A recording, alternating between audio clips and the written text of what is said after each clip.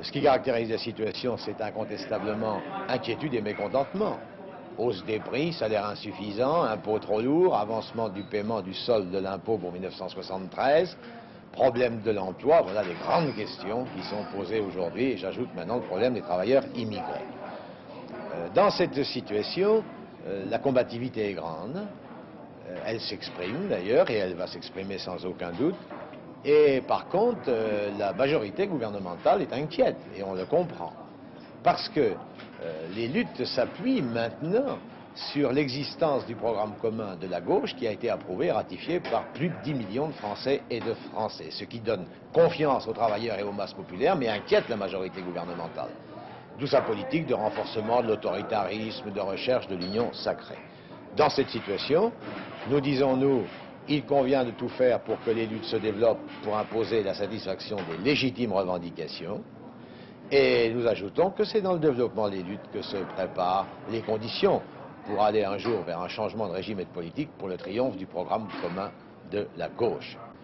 Il y a en ce moment différents articles qui paraissent dans la presse, qui sont signés de Solzhenitsyn et de Zakharov, qui mettent en cause les libertés individuelles en Union soviétique. Alors, qu'en pense le Parti communiste? Effectivement, disons que durant ces mois de juillet et d'août, nous avons connu une campagne, je dirais, délirante de ce point de vue. On essaie d'accréditer l'idée, au fond, qu'en Union soviétique, on reviendrait aux méthodes qui ont été condamnées par le 20e congrès du Parti communiste de l'Union soviétique, autrement dit, sous la période de Staline. Je dis très clairement, si tel était le cas, notre parti se dresserait contre une telle politique. Mais nous n'avons pas le sentiment qu'il en est ainsi. En effet, il nous semble au contraire que des efforts sont accomplis, comme l'avait décidé le 24e congrès du PCUS, dans la voie de la démocratie socialiste, de la liberté même de création.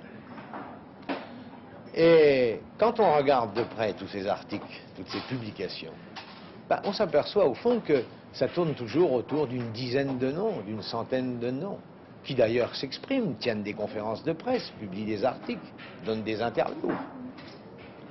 Par conséquent, je pense qu'il s'agit là d'une campagne orchestrée qui témoigne de l'inquiétude qui règne dans les milieux les plus réactionnaires devant les progrès accomplis dans la dernière période dans la voie de la détente internationale, de la paix et du désarmement.